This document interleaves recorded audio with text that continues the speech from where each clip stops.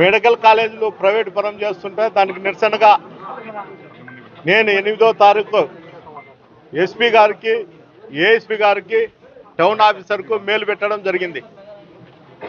నేను 12వ తారీఖు ఇట్లా మా స్టేట్ ప్రోగ్రాం ఉంది, మెడికల్ కాలేజీ దానిపైన ప్రైవేట్ పరం చేయకూడదు అనే దానిపైన ఆ ప్రోగ్రాంకు నాకు తాడిపత్రిలో పర్మిషన్ ఇవ్వండి అని అడగడం జరిగింది.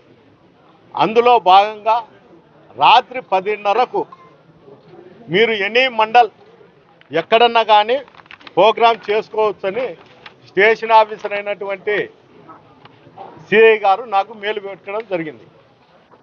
ఎట్లా ఇప్పటికిప్పుడు చెప్పి మీరు మేలు పెడితే నేను ఏ విధంగా నేను మా కార్యకర్తలకు కానీ వైఎస్ఆర్సీపీ నాయకులకు కానీ తెలియజేసేదంటే మీరు మెసేజ్ గుండా తెలియజేసి మీరు ప్రోగ్రాం పెట్టుకోండి అని చెప్పడం కూడా జరిగింది.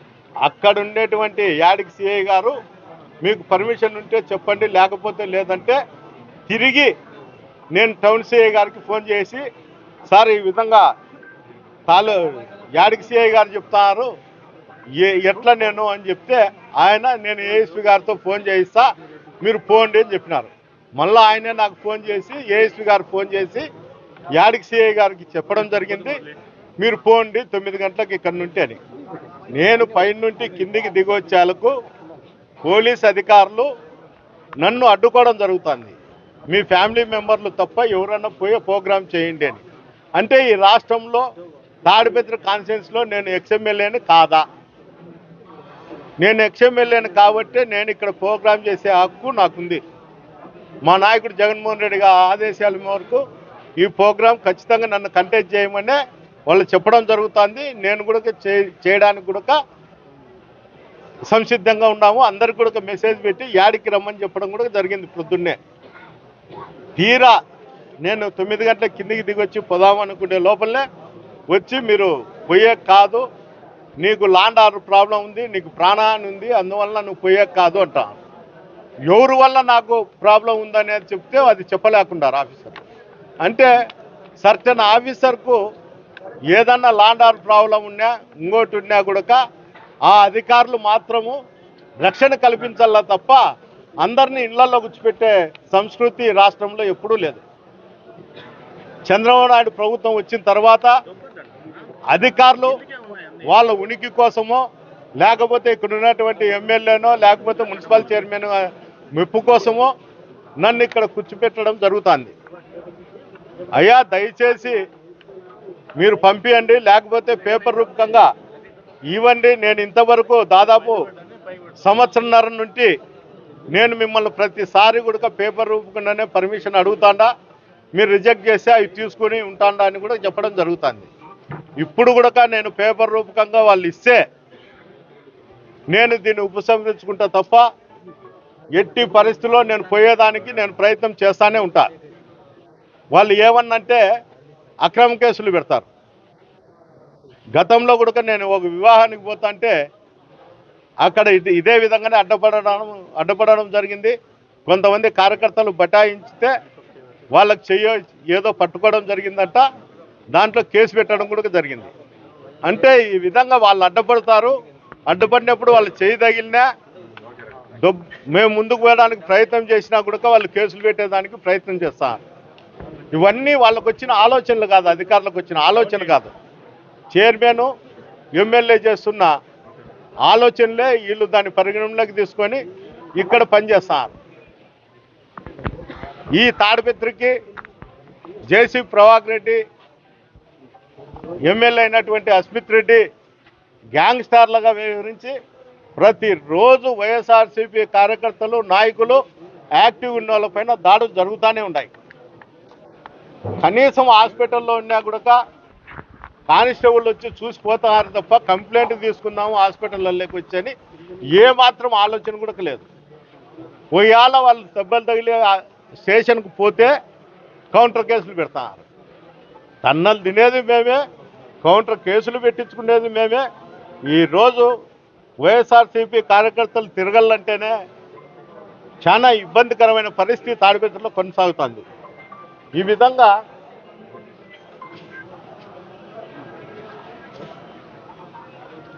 వ్యవస్థలను శాసించి పరిస్థితుల్లో జేసీ కుటుంబంలో ఉంటే అధికారులు చూసి చూన్నట్టు పోతారు.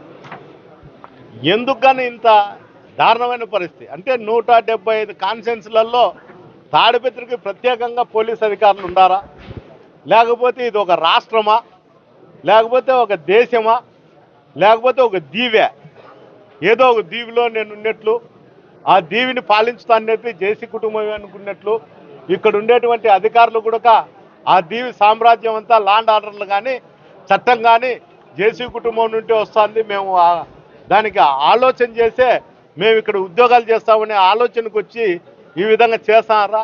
దీనిపైన ఒక ఆలోచన కానీ ఈ రాష్ట్రంలో ఉన్నటువంటి ముఖ్యమంత్రి గారు కనీసం తాడిపత్రిలో ఏం జరుగుతుందనే ఆలోచన అయినా కానీ ఆయన చేయాల. ఎందుకు చెప్తానంటే మేము ప్రతిపక్షంలో ఉన్నాము, ఏదో మీ లోకేష్ బాబు రెడ్ బుక్ అన్నారు దాన్ని అవలంబిస్తారేమో అనుకుంటాం. కానీ ఇక్కడ తెలుగుదేశం కార్యకర్తలకు కూడా వాళ్ళు చెప్పిన మాట వినకపోతే ఇదే పరిస్థితి కొనసాగుతుంది. నీకు సంబంధించినటువంటి సామాజిక వర్గాన్ని నీచంగా అసలుకు అతను ఏ విధంగా చూస్తున్నాడో అది ఎవరికి అర్థం కాదు. మీరు మీ సామాజిక వర్గానికి తాడిపత్రిలో కనుక్కోండి ఏం జరుగుతుంది, ఏం కథ, ఏమని.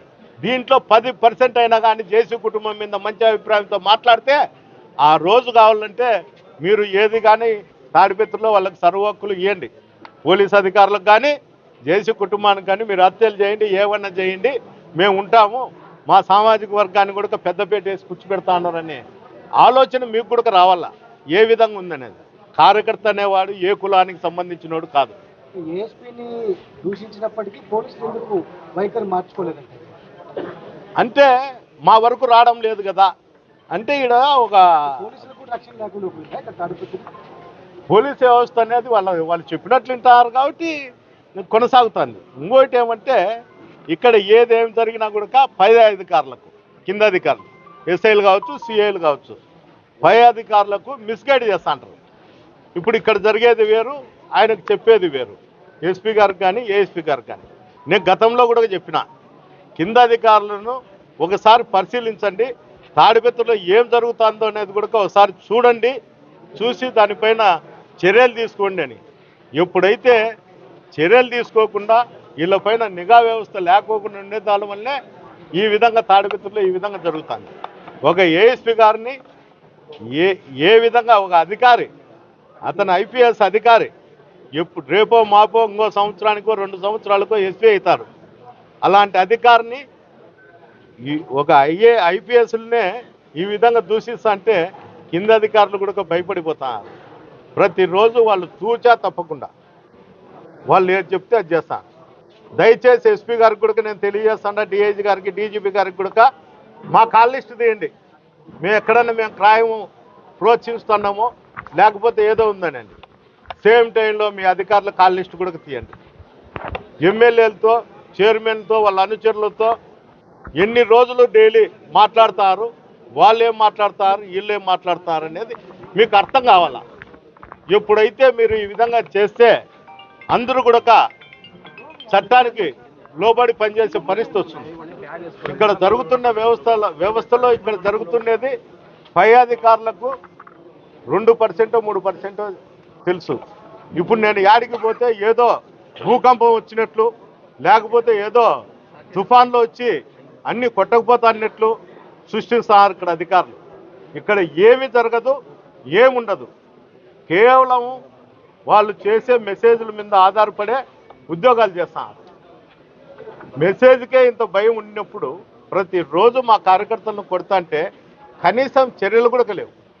కొడతాడు, అర్ధ గంటలోనే మేము పేషెంట్ని అనంతపురం తీసుకుపోయే లోపలనే వాడు మా వెహికల్లో గడ్డం వచ్చి తిరుగుతుంటాడు. ఇంకోటి ఏం చెప్తాడంటే ఎక్స్ మున్సిపల్ చైర్మన్ గారు, ప్రజెంట్ చైర్మన్ గారు పెద్దారెడ్డిని పంచెలు ఉడికి కొడతామని అతను చెప్తాడు. వాళ్ళ కౌన్సిలర్లు, మహిళా కౌన్సిలర్లు పంచె ఉడిగుతా అని వాళ్ళు చెప్తారు. ఎవరో ఒకరు ఉడిగితే అది వాళ్ళకు కూడా అర్థమవుతుంది ఎట్లుంటుంది అనేది. ఓర్పు అనేది ఒక స్థాయి వరకు ఉంటుంది. వాళ్ళు ఏం చెప్తారంటే నువ్వు ఫ్యాక్షన్ చేస్తా అని చెప్పినా గతంలో. ఖచ్చితంగా నేను ఈ బుద్ధి చెప్తా, అవకాశం వచ్చి నాకంటూ సమయం వచ్చి అన్నీ జరిగినప్పుడు వాళ్ళ కోరిక అయితే నేను ఖచ్చితంగా నెరవేర్చా. ఇప్పుడే నెరవేర్చాలనేది ఏం లేదు. దానికి సమయము సందర్భము అన్నీ ఉన్నాయి. ఆ సమయము సందర్భం వచ్చినప్పుడు బ్రహ్మదేవుడు ఒకటే నాకు వరం ఇవ్వాల తప్ప, నాకు చిన్న చూపు చూడాలి తప్ప ఎలాంటి దీంట్లో సందేహం లేదని కూడా ఈ సందర్భంగా మీకు తెలుసు. హిట్ టీవీ యాప్ ఇందులో short news, live news, entertainment shows, movies, digital magazines తో పాటు మీ జిల్లా వార్తలను కూడా ఫ్రీగా చూడొచ్చు. ఇంకెందుకు ఆలస్యం, వెంటనే హిట్ టీవీ యాప్ ని డౌన్లోడ్ చేసుకుని ఫ్రీగా ఎంటర్టైన్మెంట్ పొందండి. Hit TV app. Hit TV app. Please download Hit TV app. Hit TV యాప్ని ఫ్రీగా డౌన్లోడ్ చేసుకొని ఎంజాయ్ చేయండి. మీకు నచ్చిన ఎంటర్టైన్మెంట్ కోసం హిట్ టీవీ యాప్ ని ఫ్రీగా డౌన్లోడ్ చేసుకుని ఎంజాయ్ చేయండి. హిట్ టీవీ యాప్ని డౌన్లోడ్ చేసుకుని ఆస్వాదించండి, ఆశీర్వదించండి. ఇంతమంది సెలబ్రిటీలు హిట్ టీవీ యాప్ ని డౌన్లోడ్ చేసుకోండి అని చెప్తున్నారంటే ఎంత మంచి యాప్ ఆలోచించండి. అమెరికా అమెరికా అమెరికా అమెరికాలో చదవాలనుకునే వాళ్ళకి విశ్వసనీయమైన పేరు మన శౌర్య కన్సల్టెన్సీ. UK లో 1 year masters. UK లో 1 year masters. 2 years work permit up to 5 years visa. Contact Saurya Consultancy. Contact 89851 89851.